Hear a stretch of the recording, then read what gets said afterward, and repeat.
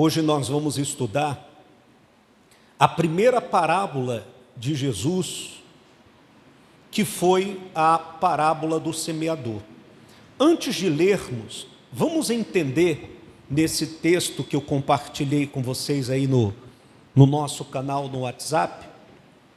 Se você puder abrir aí o teu WhatsApp, vamos primeiro ler para a gente ter um entendimento acerca do que é a parábola, por que Jesus usou a parábola, por favor. E depois nós vamos à Bíblia. O texto diz assim: a primeira parábola que Jesus compartilha é a parábola do semeador. É uma das parábolas mais famosas de Jesus. Aparece em 3 dos 4 evangelhos, em Mateus, Marcos e Lucas. Como a maioria das parábolas, é uma história simples, mas contém ensinamentos essenciais sobre o reino de Deus para os ouvintes de Jesus hoje. O que é uma parábola? Uma parábola na Bíblia é qualquer tipo de ditado ou história que contém uma comparação ou um paralelo. A própria palavra parábola significa comparar entre si, ou colocar uma coisa de lado da outra. E assim, uma parábola é simplesmente uma maneira de ensinar uma verdade espiritual usando uma história ou uma ilustração banal e prática. E só um detalhe, Jesus, ele usava muito as parábolas para ficar mais fácil o entendimento de quem estava ouvindo a pregação do Evangelho através dele.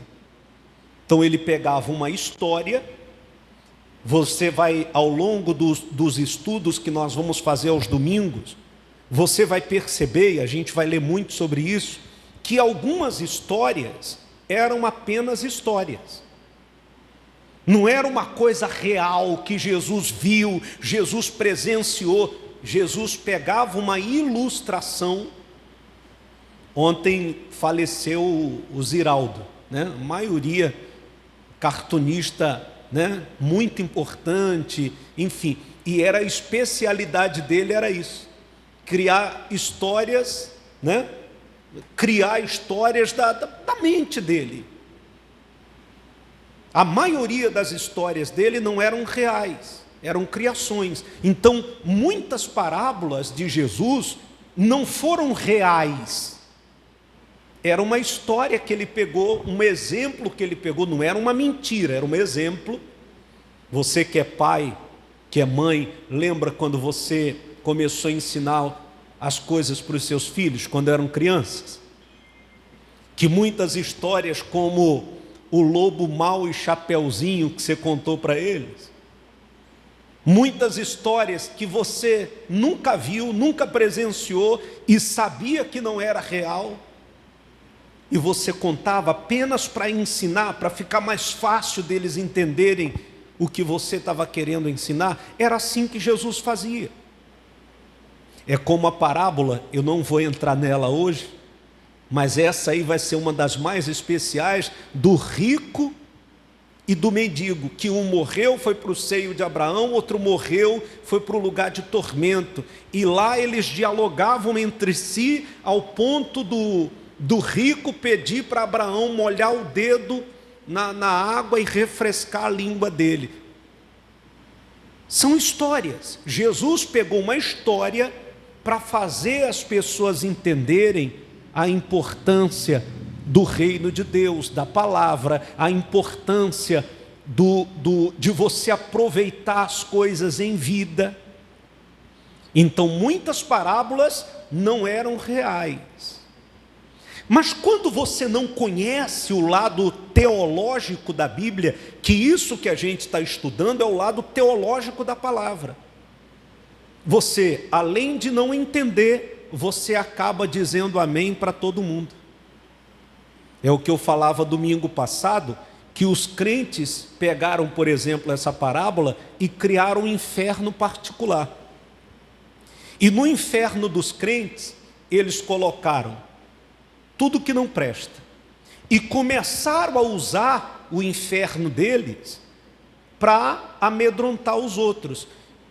Não sei se você já usou, mas quantos que já falaram para o marido, se você não se converter, você vai para o...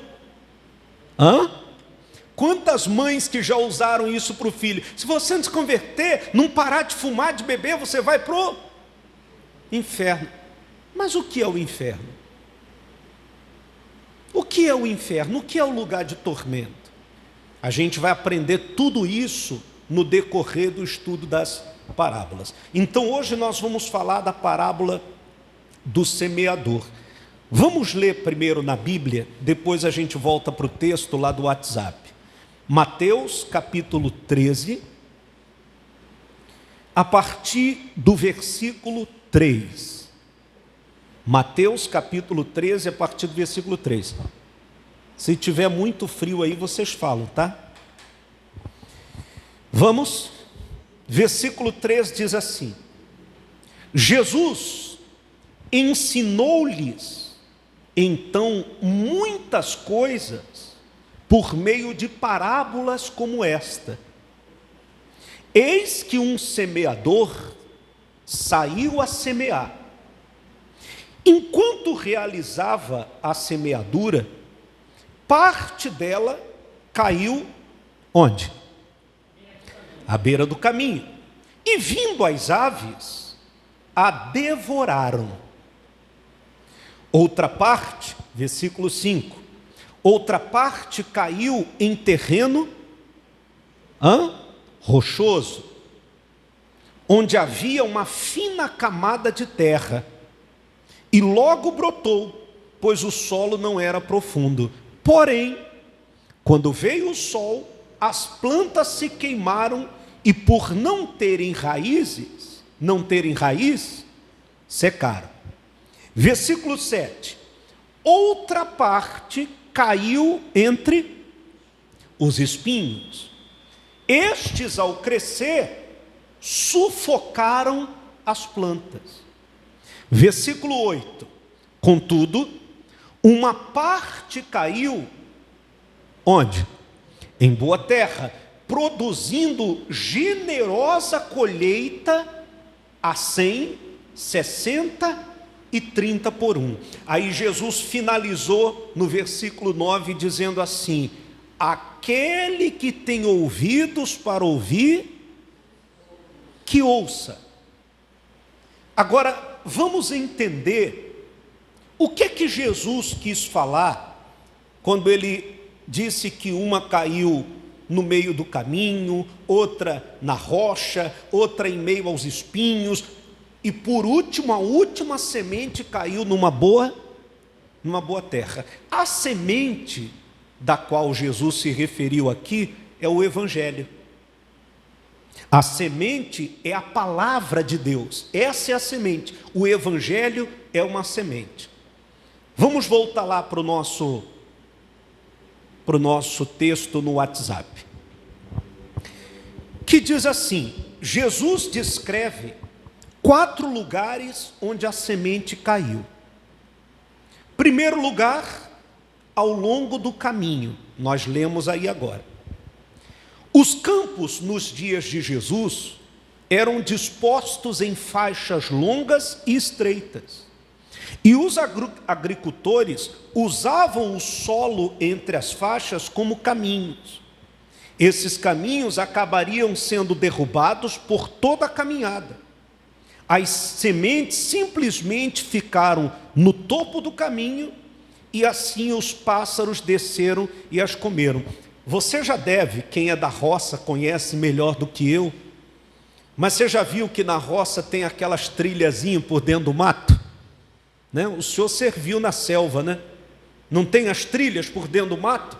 Então, esse caminho aqui é como se fosse aquela trilha que você vai por dentro do mato, que não adianta plantar ou uma semente ser plantada numa trilha daquela, porque está à vista de todos os pássaros, eles vão vir e vão arrancar, ou quem passar por aquele caminho vai acabar pisando em cima daquela semente. Ou seja, de um jeito ou de outro, ela não vai frutificar naquele caminho. O segundo lugar foi os lugares rochosos. Nós lemos aí também na Bíblia. Às vezes pensamos nesses lugares rochosos como solo que tinha muitas rochas, mas Jesus está descrevendo algo um pouco diferente aqui. Os lugares rochosos eram aquelas áreas que tinham apenas uma fina camada de terra, descansando em cima de uma rocha.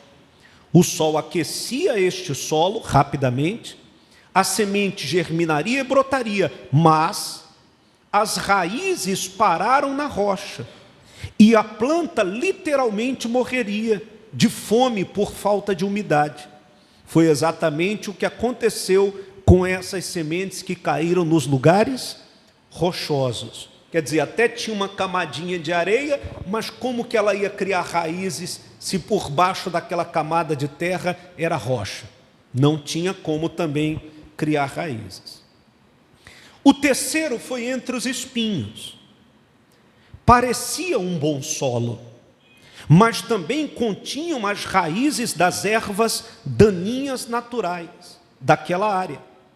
E assim, as ervas daninhas e os espinhos adormecidos cresceriam junto com as plantas e depois as sufocariam antes que pudessem dar qualquer fruto. Então, até parecia que a terra era boa para a semente frutificar, mas não. A quarta e última foi a semente que caiu em boa terra. A semente que caiu em boa terra cresceu e produziu uma colheita. E o rendimento de 160, 30 vezes aqui, esta foi uma colheita muito boa. A maioria dos agricultores ficaria feliz com um aumento de 10 vezes. Então, isso representa uma colheita excepcionalmente, o quê? Abundante, né? Vamos lá para a Bíblia de novo. Jesus explicando sobre a parábola, porque, olha aqui para mim um pouquinho. Quando Jesus falou da parábola, os discípulos começaram a pedir a ele explicações. Eles queriam entender o que de fato Jesus estava querendo falar, usando o exemplo de um agricultor da época. O que Jesus estava querendo? Qual era a mensagem que Jesus estava querendo transmitir a eles? Então eles perguntaram, pediram explicações. E claro, para nós que pregamos o Evangelho, para nós que semeamos a boa semente, a coisa que nos deixa mais contentes é quando a gente vê uma pessoa que quer aprender. É quando a gente vê uma pessoa que ela tem sede de aprender. Ela quer crescer na vida cristã. Ela não quer ser aquele cristãozinho, como eu sempre falo, Nutella. Sabe aquele cristãozinho Nutella que só gosta de coisa pronta, embaladinha, de quitute, sardinha, não quer ir para o fogão, cozinhar, fazer uma comida bacana. Você pode comer em qualquer lugar na rua, mas nada se compara a uma comidinha feita em casa. Concorda comigo? Uma comidinha feita na hora, caseirinha, meu amigo, não tem comparação. Então, para nós que semeamos essa semente, a melhor coisa que tem é quando alguém chega e, pastor Jamison, me explique isso aqui. O que significa isso aqui? O senhor poderia me falar sobre isso aqui? A gente está lendo um livro que eu estou indicando para as pessoas, chamado O Deus que Destrói Sonhos. Aí eu postei essa semana, e um monte, mas eu já postei propositalmente para as pessoas interessadas quererem saber o que significa. Eu postei lá o seguinte, que esse negócio de ficar orando e falando, Deus, me mostra qual é a tua vontade, isso é pagão e não é cristão. Aí um monte de gente, me explique por que pedir a Deus para mostrar qual é a vontade dele para a minha vida é uma coisa pagã e não é uma coisa cristã. Legal, isso é muito bacana.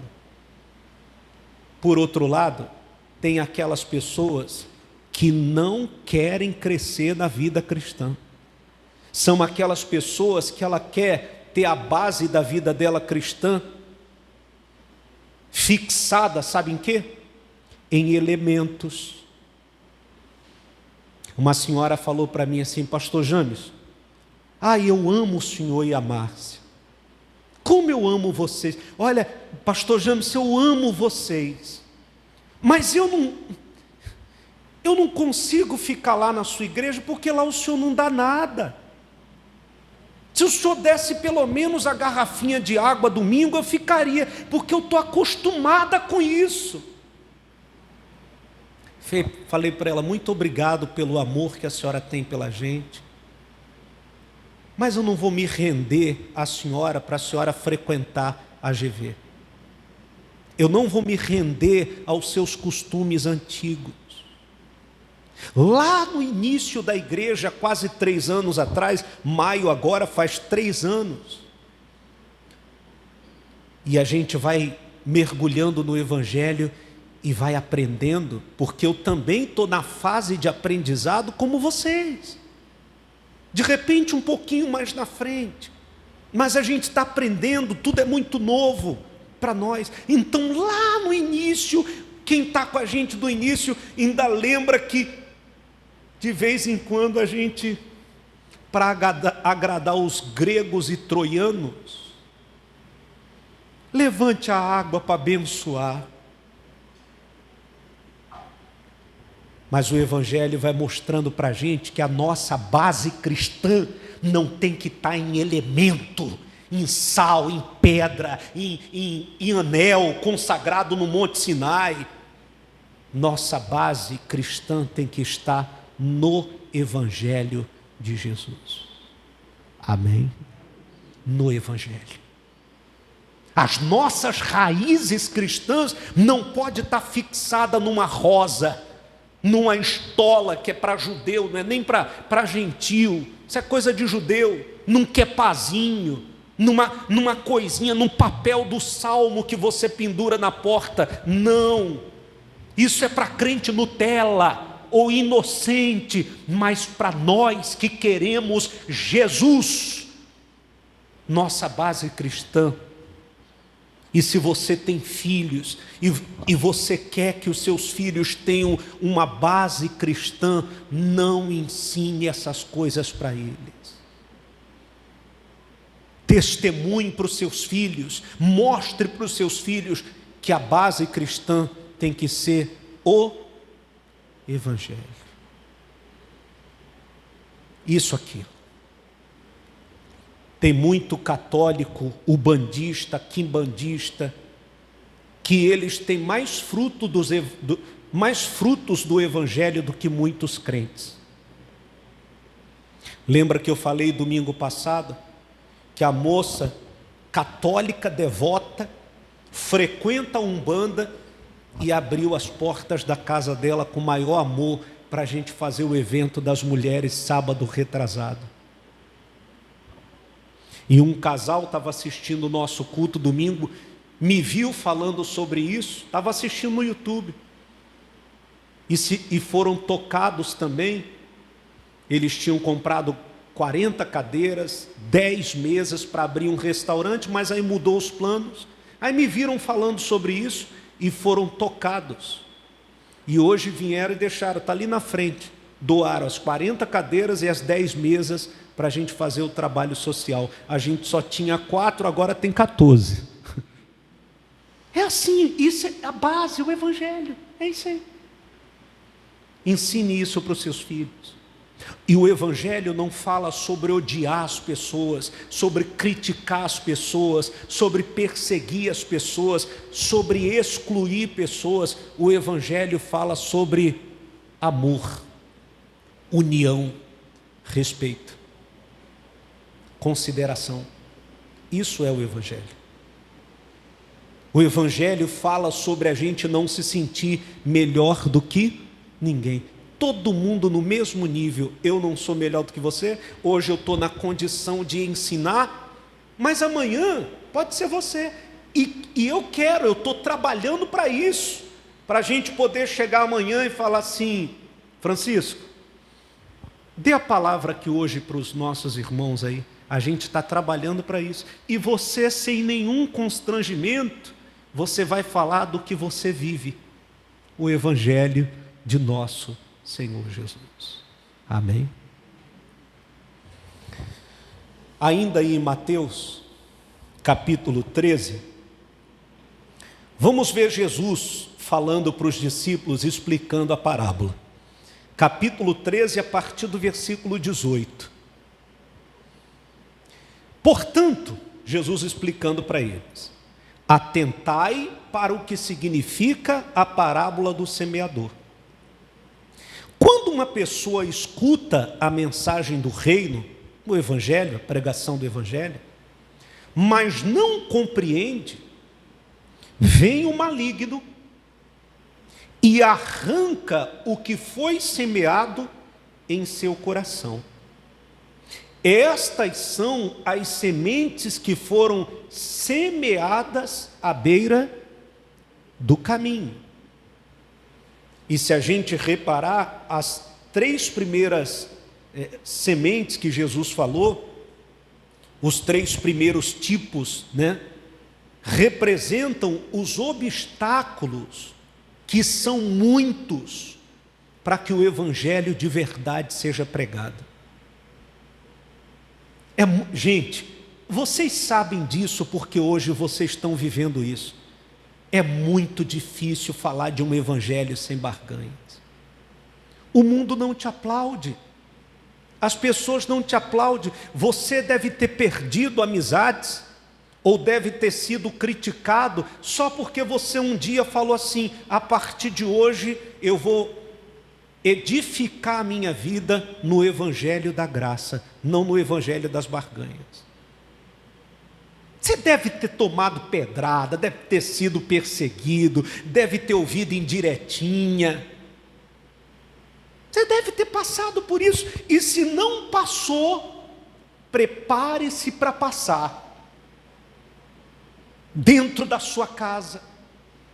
Quando você, por exemplo, falar uma coisa verdadeira do Evangelho, como outro dia um amigo nosso arrumou uma briga dentro de casa, porque ele espontaneamente, ele falou assim: olha, hoje o pastor James fez uma palestra sobre casamento, e ele mostrou com base bíblica uma coisa que eu nunca ouvi.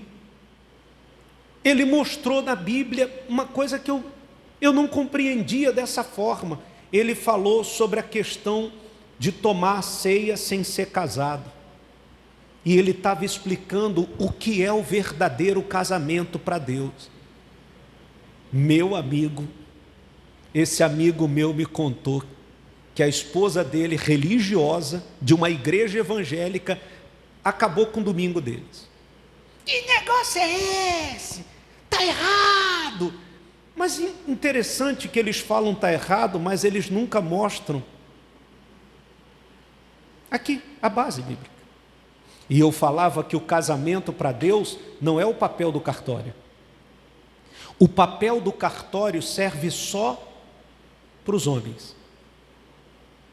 Quando for separar, isso é teu, isso é meu, ou para você dar legitimidade, é essa a palavra?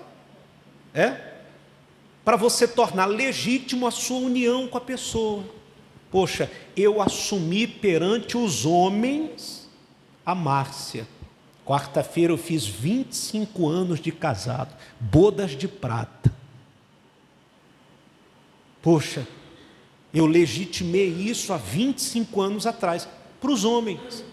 Mas o que é casamento para Deus?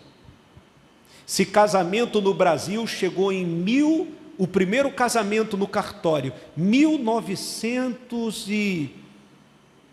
não sei se foi 36, eu não tenho bem lembrança, mas se você quiser detalhes eu posso te dar. Então antes disso, todo mundo foi para o inferno, quem morreu antes de 1800 e pouco, 1900 e pouco. Que o primeiro casamento no cartório no Brasil chegou nesse ano. E quem não era casado antes?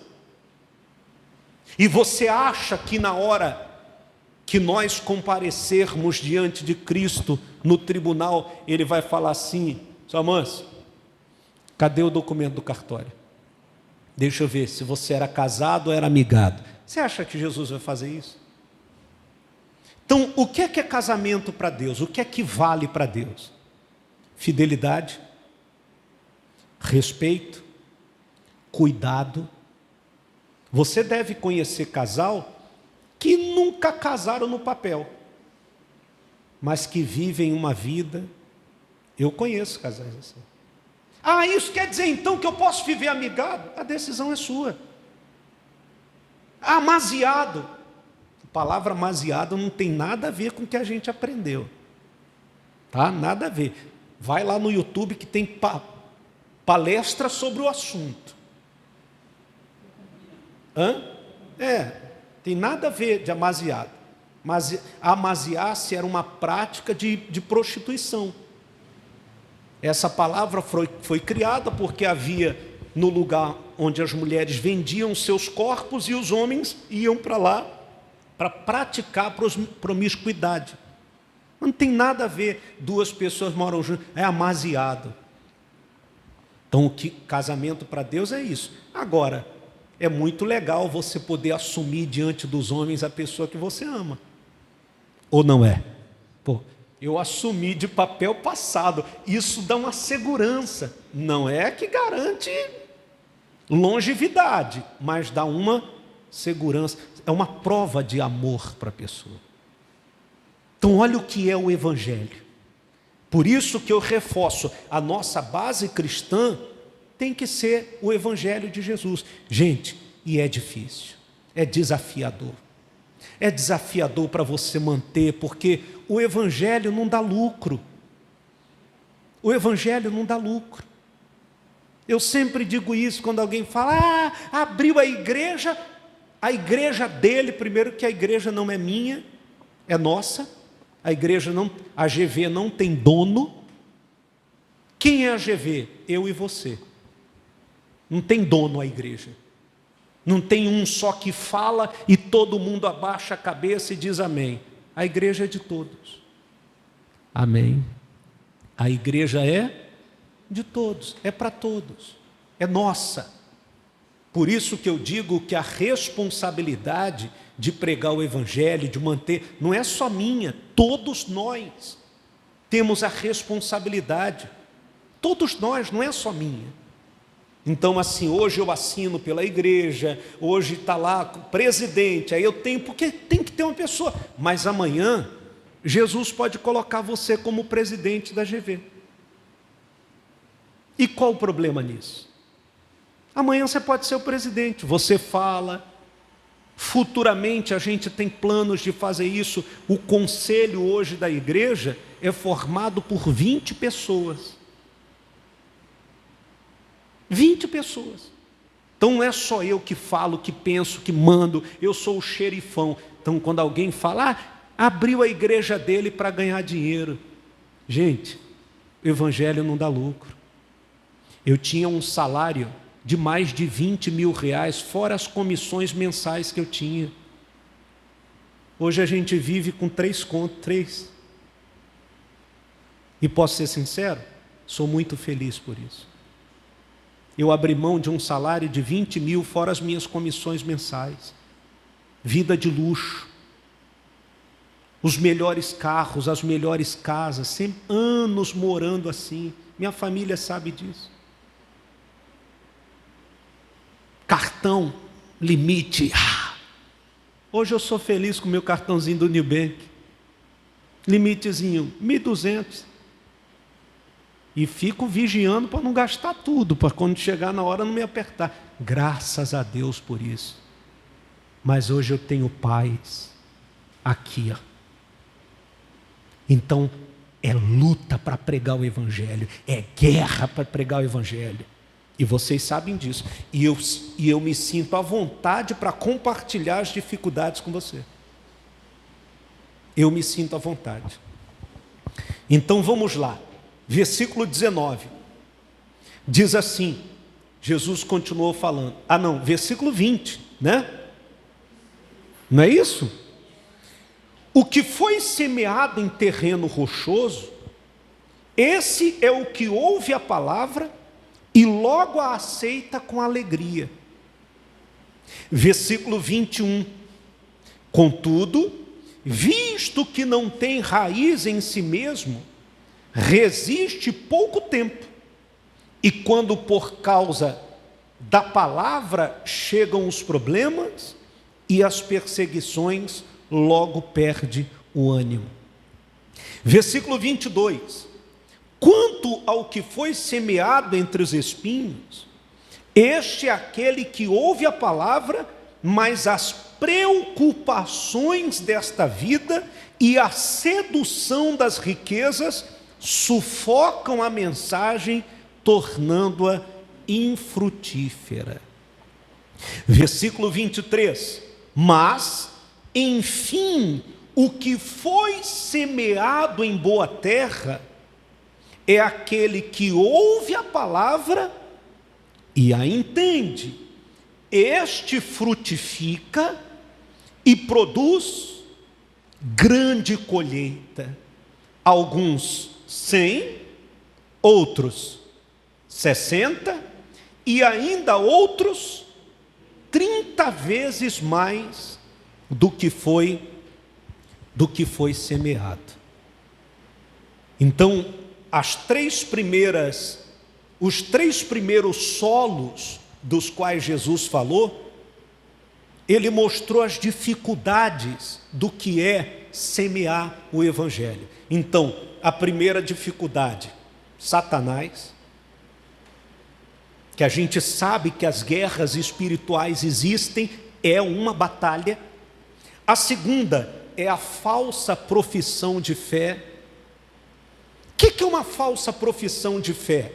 É aquela pessoa, que você deve conhecer alguém assim, que fala de Jesus, que fala que nunca vai deixar Jesus, que fala que Jesus é tudo para ela, que a fé dela é inabalável. Na primeira investida de Satanás contra ela, ela cai por terra. Você conhece alguém assim? Você conhece alguém que falou que nunca deixava Jesus? E hoje ela está vivendo uma vida de libertinagem. Você conhece alguém assim? Que usa aquela palavrinha que eu falei lá no início: Deus conhece meu coração. Deus sabe, eu não vou buscar Ele, eu não congrego, mas Deus sabe o que está dentro do meu coração. Você conhece alguém assim? A terceira coisa é o foco mundano. Tem gente que o foco dela é só as coisas do mundo lá fora. É ficar rica. Eu tenho ensinado segunda-feira aqui para você parar com essa ilusão de querer ficar rico. Isso é ilusão.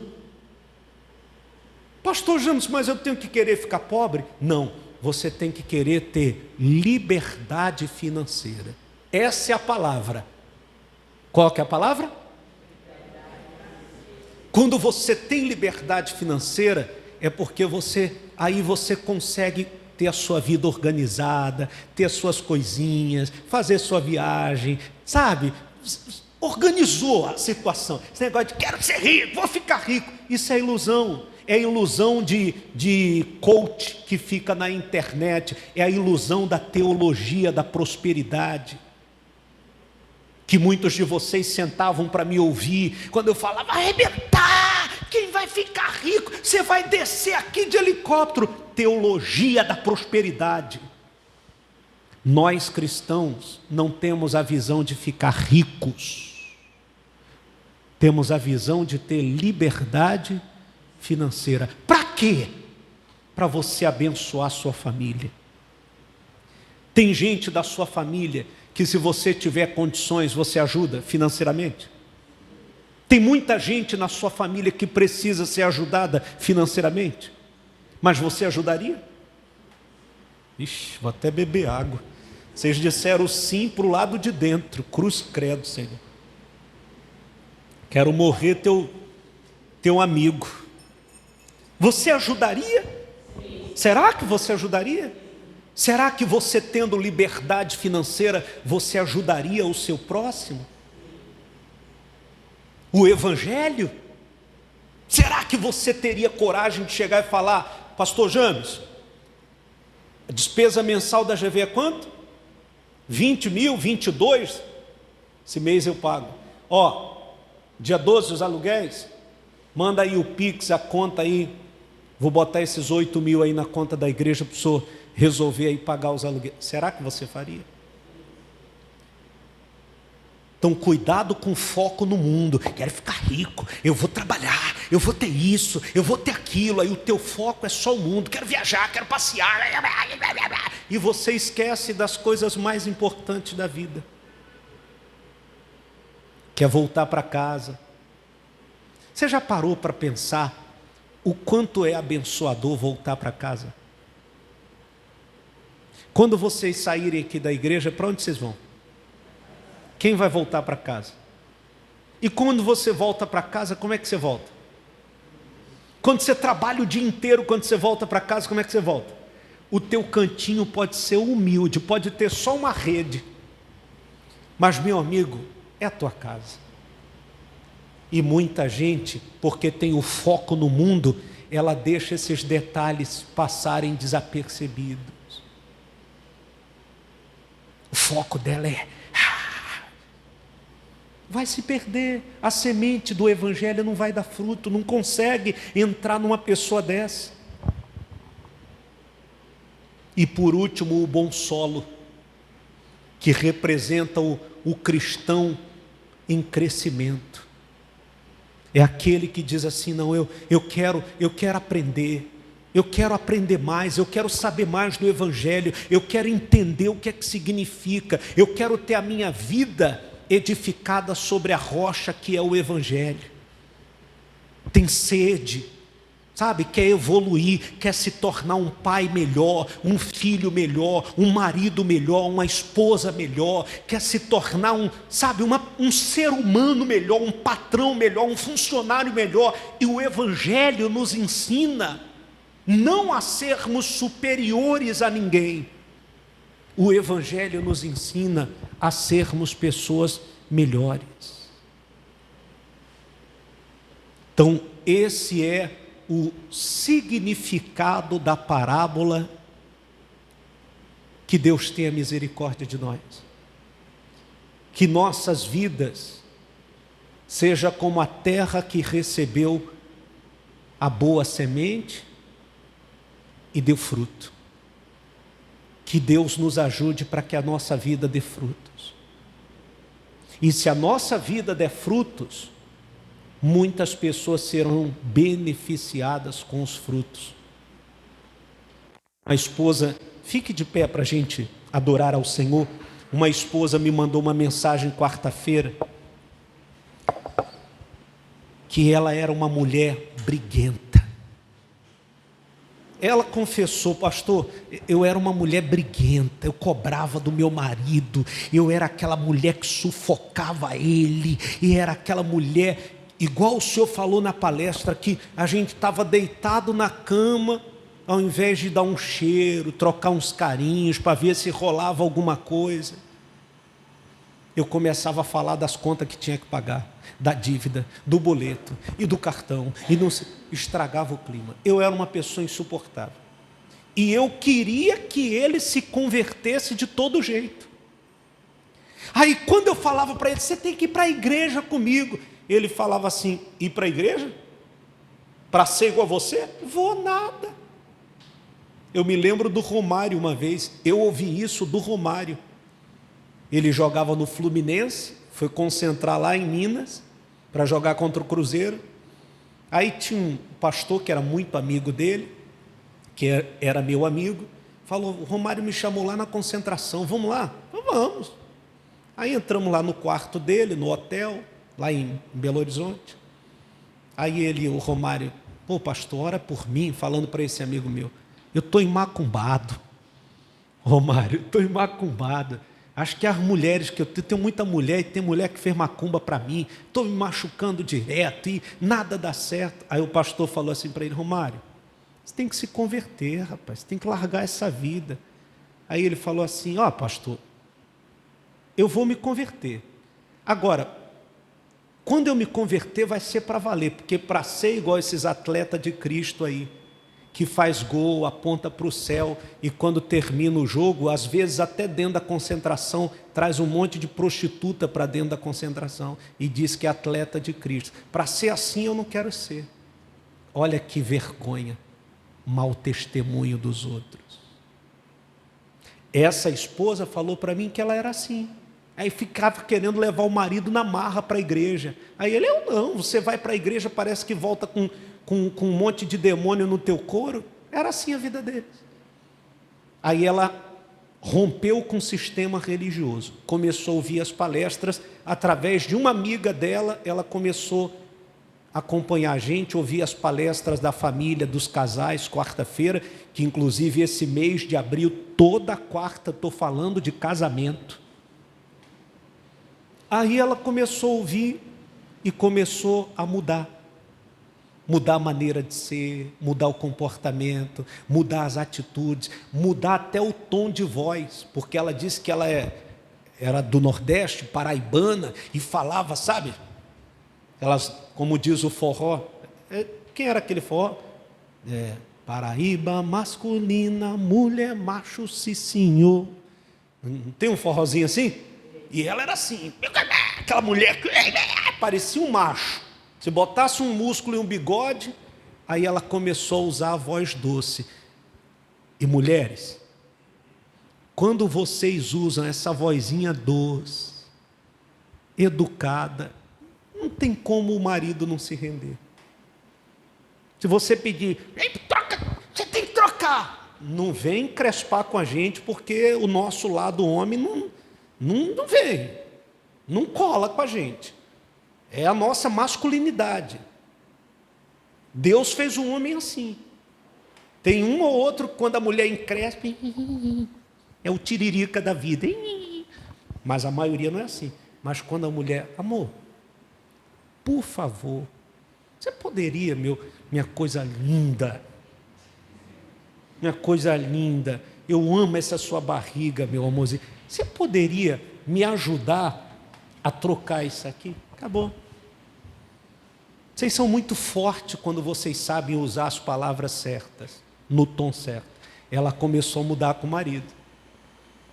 Aí numa quarta-feira, ele passou na sala, ela estava me assistindo, aí ele ficou atrás da porta ouvindo o que eu estava falando. Daqui a pouco veio e sentou do lado dela no sofá. Aí eu comecei a falar de dinheiro. Pô, você tem que dar a sua administração, dá para sua mulher administrar as finanças, você faz um monte de erro administrando, entrega esse cartão para ela. E era outro motivo de briga entre eles. Aí acabou o culto, tal, foram jantar, tomou banho, quando foram para a cama, aí do nada ele: amor, eu quero que você administre o nosso dinheiro. Coisa que ela nunca conseguiu, nem na marra, nem ameaçando se separar, ele não dava o cartão para ela. A administração das finanças para ela. Pronto. Hoje ela administra, ela estava falando para mim: pastor, ele fica feliz porque esse mês passado, paguei tudo, sobrou dinheiro, ainda dei um relógio de presente para ele. Ele está uma seda, pastor, mudou o clima. Mas o que é isso? A semente, que é o Evangelho, caiu na boa terra, que ela se tornou a boa terra e começou a frutificar. Então que nós sejamos essa boa terra. A semente está sendo plantada. com muita lágrima, com muito choro, com muita batalha. A semente está sendo plantada, que a gente possa dar os frutos. Amém? Feche os seus olhos, por favor.